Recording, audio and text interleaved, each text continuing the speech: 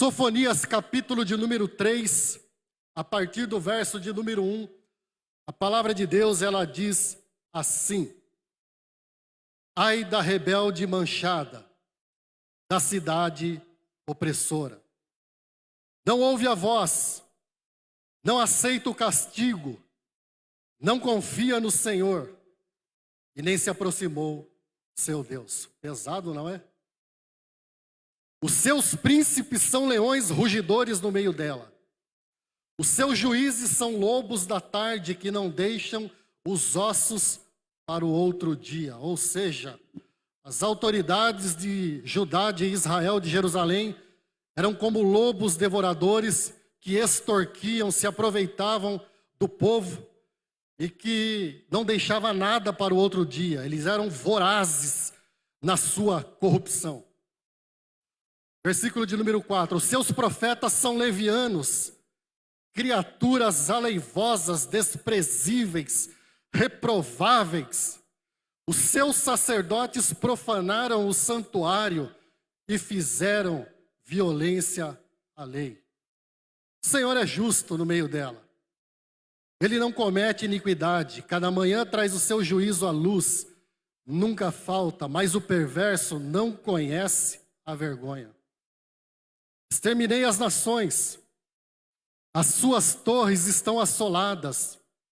Fiz desertas as suas praças a ponto de não ficar quem passasse por elas.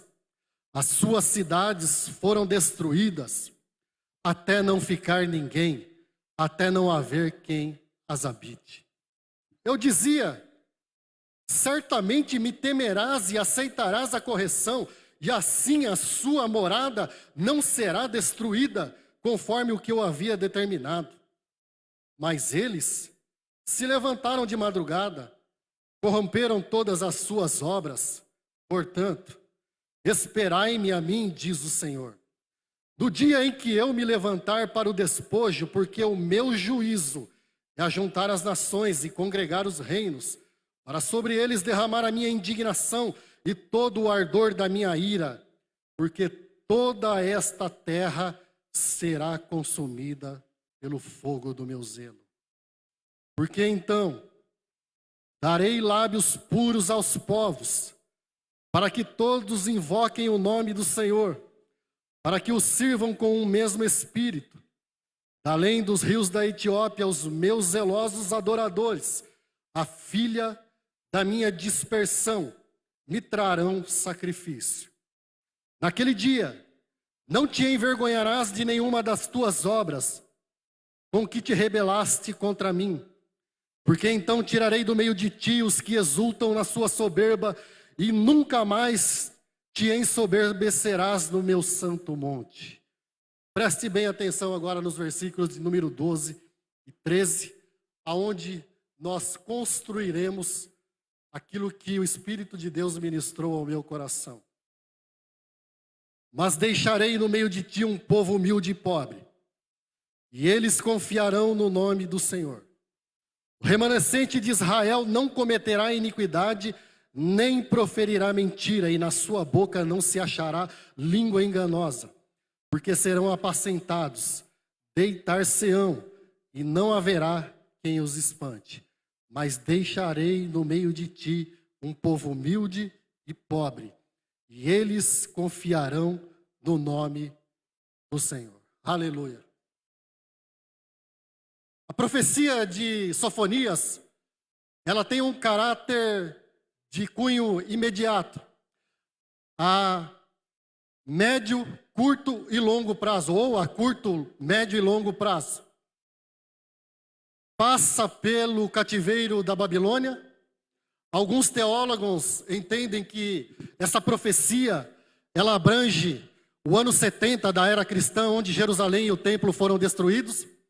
E mais precisamente ela tem um caráter escatológico de restauração final, plena e definitiva da nação de Israel como povo de Deus e como povo escolhido do Senhor. Sofonias, cujo nome significa Jeová esconde, guarda, protege, ele prega ou desenvolve o seu ministério durante o reinado do piedoso rei Josias. profeta era da linhagem real, mais especificamente, tataraneto do piedoso rei Ezequias. Mas apesar desse profeta vir da linhagem real, todavia, ele não se ausentava ou ele não se excluía, não hesitava em denunciar os pecados da casa real, da casa dos monarcas. Ele era mais ou menos um tipo príncipe Harry, alguém fora da curva. A situação política de Judá e de Jerusalém não poderia estar pior devido ao legado e à herança do maligno rei Manassés, que cometia idolatria, que era um idólatra, que fazia sacrifícios humanos e que chegou ao cúmulo de sacrificar os próprios filhos em oferenda a Baal. Esse era o cenário em que Sofonias encontra no seu ministério. A mensagem central de Sofonias era que o dia do Senhor estava perto. O dia do Senhor se aproximava. O dia do Senhor estava chegando. O dia do Senhor não iria tardar, como nós ouvimos aqui nesta manhã nos louvores. O dia do Senhor está perto. Sofonias era um profeta duro. Sofonias era aquele tipo de profeta que ele entregava o recado, que mandava o papo reto e que não interessava a quem doesse a sua profecia. Ele tinha essa característica. Olhando para o livro de Sofonias, nós não vemos muitas promessas. E a profecia de Sofonias, ela previa julgamento para 3 categorias de pessoas representadas pelos profissionais da religião, representadas pelas autoridades do poder legislativo, executivo e judiciário, mas também previa o julgamento do Senhor para o povo que havia se deixado corromper. Sabe aquele povo que havia trocado seu voto pela promessa de picanha e cerveja? O povo havia se corrompido. E Sofonias manda o seu recado, ele não alivia. Sofonias, ele manda o papo reto e diz que o dia do Senhor estava perto, mas quem eram? Quais eram as qualidades? Qual era a situação dessas autoridades, desses profissionais da religião e desse povo corrompido? Eles eram os desviados. Quando nós olhamos para o capítulo 1, dos versos 4 ao 9, e do capítulo 3, dos versos 1 ao 4, nós temos um diagnóstico, uma xerox, nós temos uma radiografia de como estavam essas pessoas. Eles eram desviados. Pessoas que um dia conheceram a Deus, mas que deliberadamente resolveram deixar de seguir ao Senhor. Mas existia também entre essas 3 categorias, aqueles que eram divididos, ou seja, aqueles que pela manhã cultuavam a Deus no templo, mas à noite eles subiam no telhado das suas casas para adorar aos astros do céu. Eles gostavam de astrologia. Você conhece crente que gosta de astrologia gospel? Que negócio de jogar a Bíblia para cima, deixar a Bíblia cair, e o versículo que cair é a cartomancia de Deus. Existe isso no nosso meio. E esse povo era mais ou menos assim. De dia acendia uma vela para Deus e à noite acendia uma vela para o diabo. Eles adoravam a Deus no templo, mas à noite se curvavam aos astros do céu. Mas eles eram também indiferentes. Esse povo era indiferente. Eram aqueles que não se preocupavam em buscar a Deus, que buscar a Deus não era uma prioridade. Vir à igreja entre essas pessoas, entre essa categoria de pessoas, não era prioridade entre eles. Você conhece pessoas assim? Que troca o culto por qualquer manjar do mundo? Que troca as coisas espirituais por qualquer oferta do mundo? São pessoas indiferentes, que não se preocupam em buscar a Deus, que não estão nem aí, tanto faz como fez. Eles estavam nessas 3 situações. Mas louvado seja Deus. Porque no meio de uma situação corrompida, no meio de uma situação caótica, no meio de uma situação que não oferecia nenhum tipo de esperança, o versículo de número 12 e de número 13 nos informa que existia um remanescente fiel, um povo que adorava a Deus, um povo que buscava a Deus, um povo que era rendido diante do altar do Senhor e que glorificava ao nome do seu Deus. E é na ótica desse remanescente que eu quero construir o pensamento com vocês nesta manhã. Porque existe um remanescente, existe ainda um povo que é fiel, existe ainda um povo que adora a Deus, existe ainda gente que busca a Deus, independente das circunstâncias ou dos benefícios e das benéfices que Ele pode nos oferecer. Mas é o seguinte, qual deveria ser a postura desse remanescente fiel? Qual deveria ser o comportamento dessas pessoas que não tinham nada a ver com essa profecia dura de Sofonias? Como eles deveriam se comportar, o que eles deveriam trazer para a sua alma, o que eles deveriam pensar, como eles deveriam agir? Ou mais, o que isso tem a ver comigo e com você? Talvez você esteja pensando. Eu diria para você que tem tudo a ver. Porque essa era uma situação caótica, que não oferecia nenhum tipo de esperança. E assim como Sofonias e aquele povo remanescente fiel e adorador do Senhor estava no meio de uma situação que não oferecia nenhum tipo de esperança, talvez você, nós que estamos aqui nesta manhã, estejamos também num ambiente mais ou menos parecido. Só muda o tempo, só muda a época, só muda a história. Porque quando nós olhamos para o nosso lado, quando nós olhamos para a situação do nosso país, quando nós olhamos às vezes para a nossa própria família, nós vemos que só temos nós de crente. Não tem ninguém que busque a Deus. Não existe ninguém que adore ao Senhor. Talvez na sua família você seja o único que tem buscado ao Senhor, que tem rendido o seu coração da presença de Deus. E você diz assim: meu Deus, como é possível? Como é possível mudar esse cenário? Como é possível mudar essa circunstância? Só eu, a minha família, existem desviados, divididos, indiferentes, gente que não está nem aí. Guarde bem isso, é na ótica do remanescente. Eu quero ministrar, pela graça de Deus, ao teu coração. Qual é a postura que esse remanescente fiel deveria ter?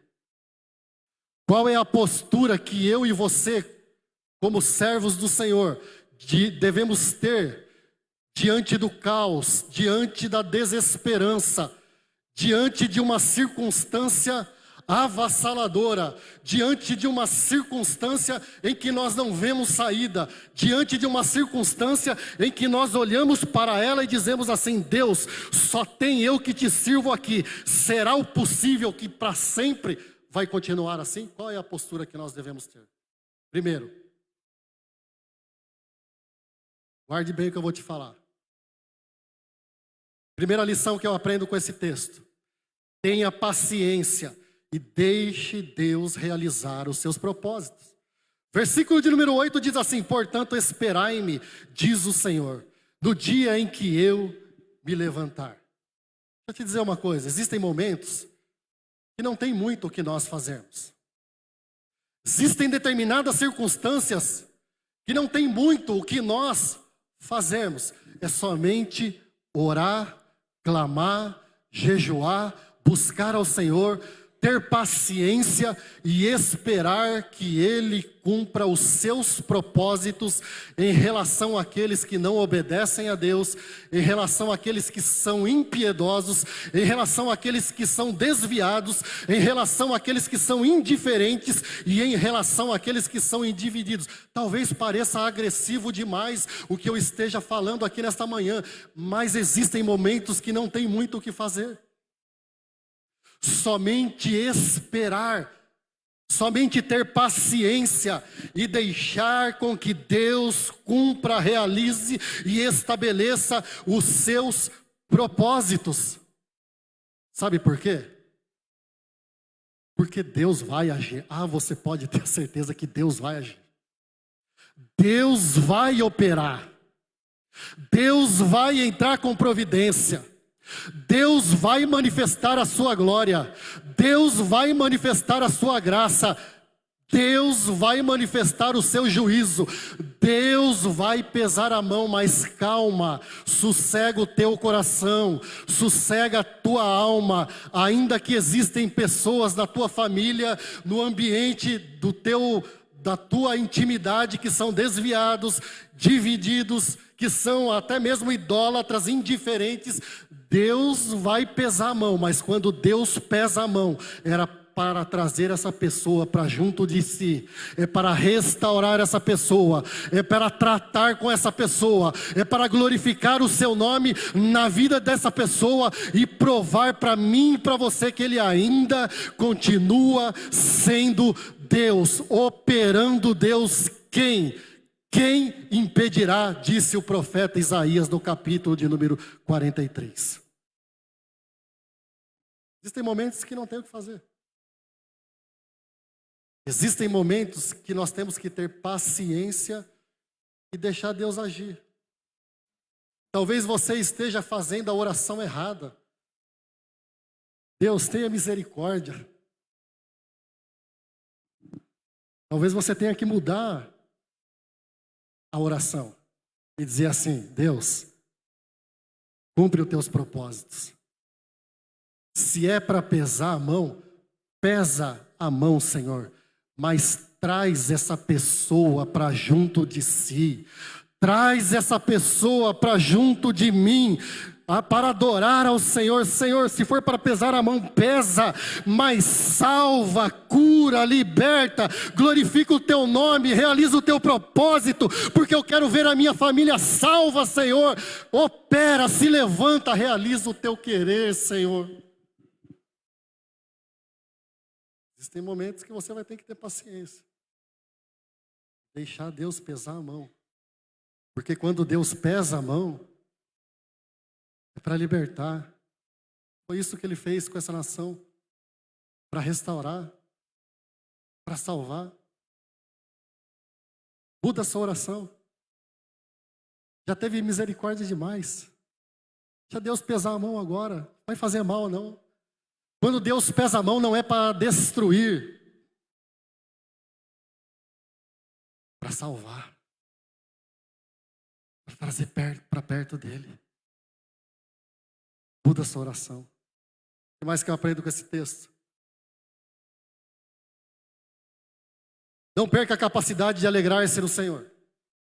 Versículo de número 14 diz assim: canta alegremente, ó filha de Sião, rejubila, ó Israel. Regozija-te e exulta de todo o coração, ó filha de Jerusalém. Tem até um corinho, né? Canta alegremente, ó filha de Sião. E aí? De todo o coração, ó filha de Jerusalém. Só os veteranos conhecem. Conhece, Boaz? Não. Só aqueles que já têm escritura de crente que conhecem. Deixa eu dizer uma coisa para você. Não perca a esperança. Não perca a capacidade de continuar alegrando-se no Senhor. Porque aquela nação teria que passar por um período de provação.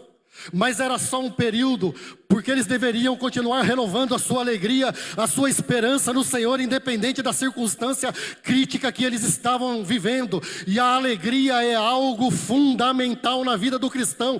Paulo disse assim: alegrai-vos, outra vez vos digo, alegrai-vos sempre no Senhor. A alegria é uma ordem, não é uma opção. Então nós temos que nos alegrar no Senhor, porque a alegria do Senhor é a nossa força, é a alegria no Senhor que nos renova, é a alegria no Senhor que nos liberta, é a alegria do Senhor que nos enche da presença do seu Espírito Santo, é a alegria no Senhor que nos faz caminhar com uma fé viva. Alegre-se no Senhor, não perca a capacidade de se alegrar no Senhor, porque é ela que traz um semblante, o coração alegre aformoseia o rosto. Um crente cheio do Espírito Santo é um crente feliz, é um crente colgate, é um crente sorridente. Eu não estou falando de temperamento. Talvez você não sorria, mas a sua alma por dentro está alegre, porque você é aquele tipo de pessoa que ainda não perdeu a capacidade de se alegrar no Senhor, porque sabe que ainda que o momento seja caótico, crítico, não ofereça esperança, contudo, você continua confiando no Senhor, se alegrando no Senhor, e sabe que um dia Deus vai se levantar, e quando Ele se levantar, ninguém pode impedir, e quando Ele se levantar, o seu propósito se cumprirá em nome de Jesus, para a glória do seu nome. Não perca a capacidade de se alegrar. Não perca. A alegria na vida cristã é fundamental. Como eu posso me alegrar? Não é deixando de vir à igreja que você vai se alegrar, pode ter certeza.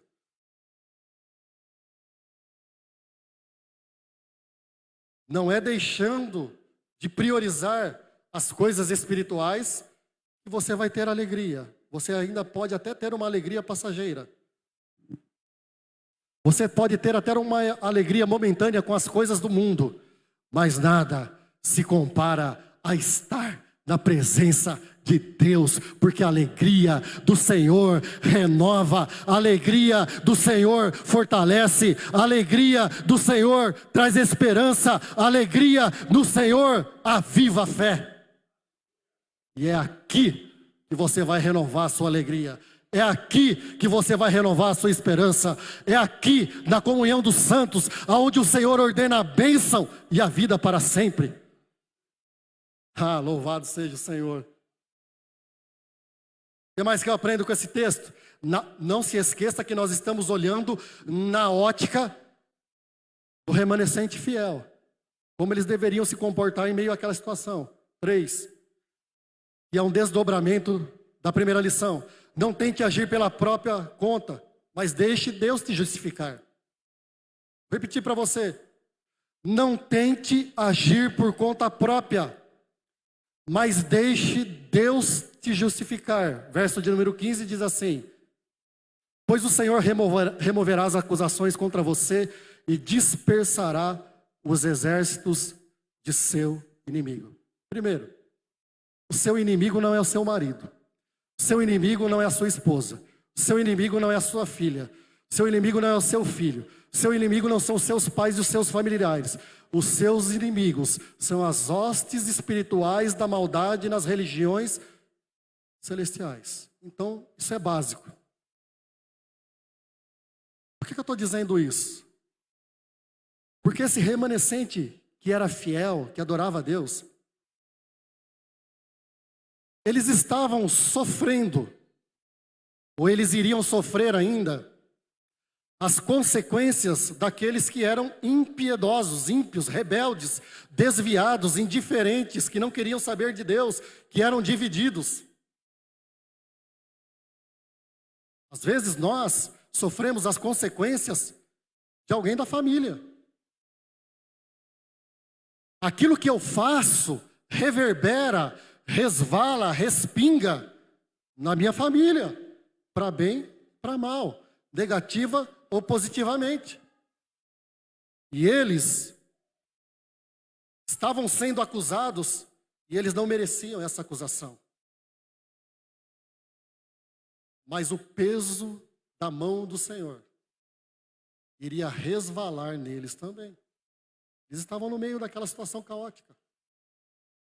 É isso que acontece muitas vezes. E o pior é que a tendência que nós temos quando nós nos sentimos injustiçados, quando nós nos sentimos que o que está acontecendo conosco não deveria estar acontecendo, nós somos tentados a agir na força do nosso próprio braço. Nós queremos ficar nos justificando, nós nos precipitamos, nós tomamos decisões, fazemos escolhas que estão fora da vontade de Deus.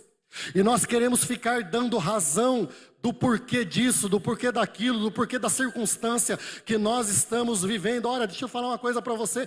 Para de se justificar, deixa Deus te justificar, deixa Deus te honrar, porque está escrito que o Senhor removerá as acusações contra você. Existe um ditado que diz assim, que aquele que muito se explica, se complica.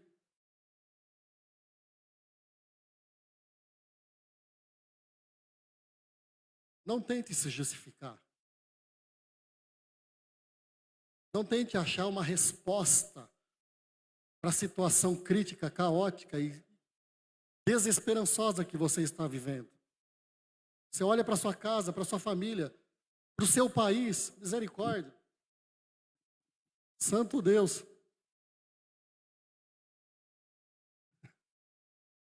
Brincar um pouquinho que a profecia é pesada. A gente olha para o ambiente que nós estamos vivendo e nós nos sentimos injustiçados. Eu me sinto injustiçado com alguém que paga 95 mil de diária num hotel, sendo que o próprio povo dele, está passando necessidade. Eu me sinto injustiçado quando aqueles que deveriam ser o exemplo são os primeiros a darem o mau exemplo. Eu me sinto injustiçado quando me acusam de algo que eu não fiz, mas não adianta ficar se justificando. Espera que Deus vai te honrar, que Deus vai te justificar. Eu não sei qual a acusação, eu não sei qual a injustiça que você está sofrendo. Porém, o Salmo de número 103, no versículo de número 6, diz assim que o Senhor, Ele faz justiça e juízo àqueles que estão sendo oprimidos. Deus vai te justificar.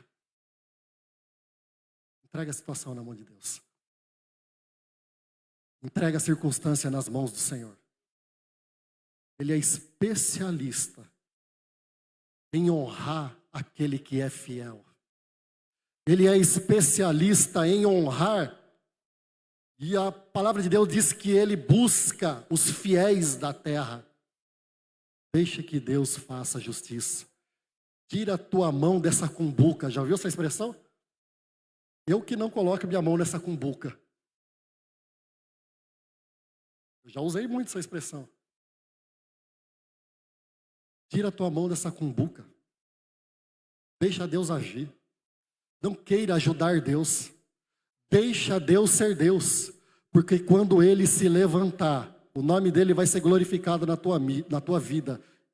E você verá a justiça do Senhor sendo realizada na tua vida. Deixa Deus ser Deus. Para de querer ficar dando explicação. Nós temos um advogado junto ao Pai, Jesus Cristo, fiel e justo. 4. É um desdobramento da lição de número 2. Mantenha a postura de fidelidade sem esmorecer. Versículo de número 16 diz assim: naquele dia se dirá de Jerusalém: não temas, ó Sião, não enfraqueçam as tuas mãos.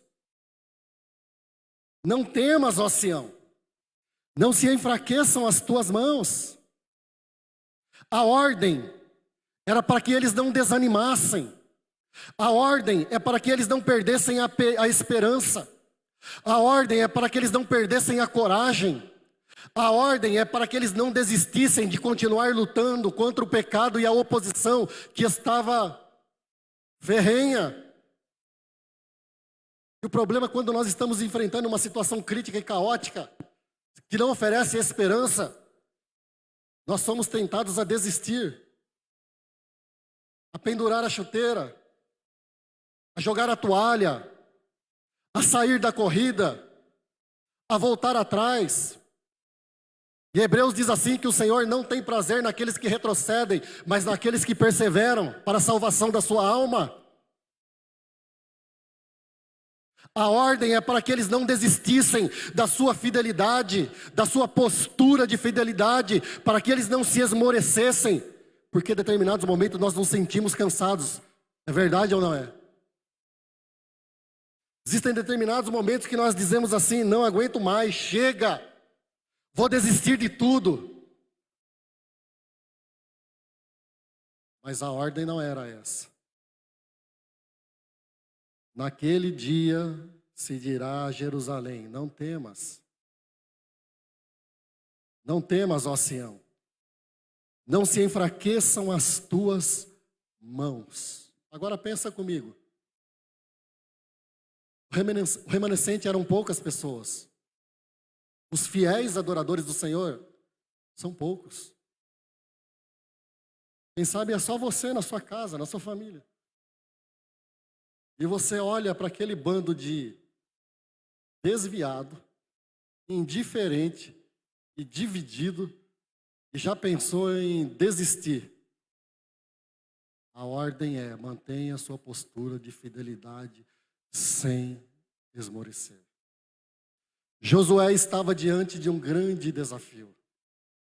Josué teria que lidar com uma nação rebelde, uma nação murmuradora, uma nação que estava dividida, uma nação, como o pastor disse aqui na abertura e na introdução do culto, que tinha entre eles aqueles que já eram desviados, que haviam pecado e comprometido todo o restante do povo. Existiam os indiferentes, aqueles que não estavam nem aí. E Josué teria que lidar não somente com esse tipo de pessoa, mas teria que lidar também com os inimigos que ele teria que vencer para entrar e possuir a terra prometida.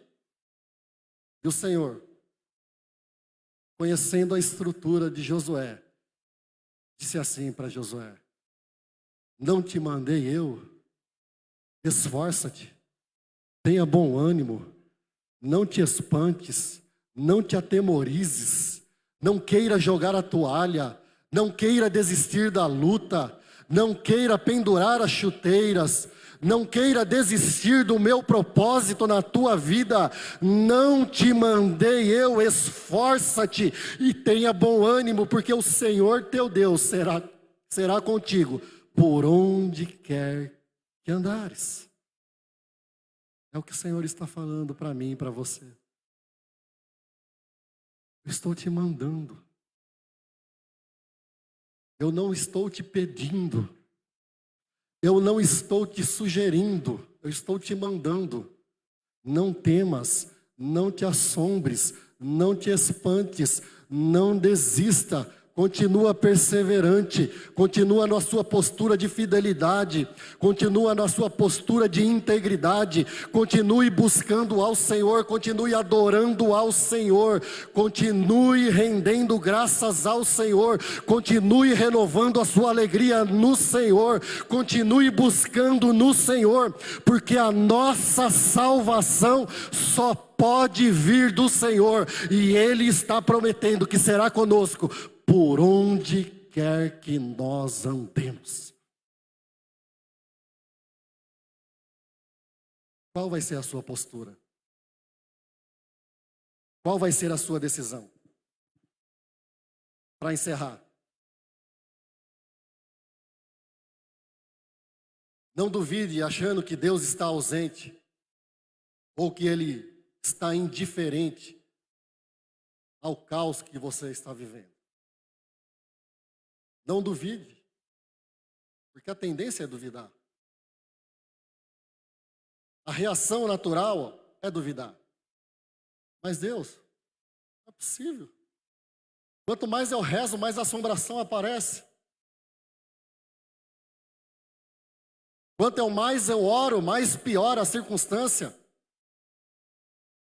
Quanto mais eu oro, pior fica.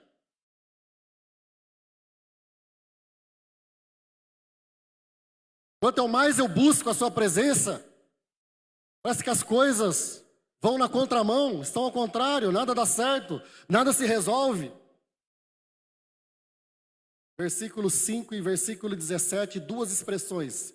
O Senhor é justo no meio dela, no meio de Judá, no meio de Jerusalém, no meio do povo remanescente fiel. Versículo 17. O Senhor teu Deus está no meio de ti, poderoso para te salvar. Não importa a gravidade da situação, do caos, do problema, Deus continua no meio do seu povo. Deus continua no meio da sua igreja. Deus continua no meio do remanescente fiel. Deus continua no meio daqueles que buscam a Ele. E a garantia dessa promessa é que Ele está no nosso meio. A garantia é que Ele não se ausentou. A garantia é que Ele está presente. A garantia é que Ele está aqui nessa manhã, ouvindo a tua oração, sentindo o teu coração. A garantia é que Ele continua no meio da igreja. Continue confiando na salvação do Senhor. Eu quero terminar essa mensagem citando uma frase que ela constantemente vem ao meu coração e à minha mente, de uma pessoa muito especial aqui na igreja. E eu vou deixar para ela, vou pegar ela de surpresa, vou deixar para ela falar essa frase. Não pense que Deus está ausente. Não ache que Deus está indiferente. Porque Deus está no meio do seu povo fiel. Ele continua no meio da sua igreja. É por isso que eu sempre digo: vai valer a pena, vai valer a pena. é por isso que eu sempre digo, vale a pena servir a Deus, vale a pena servir a Deus.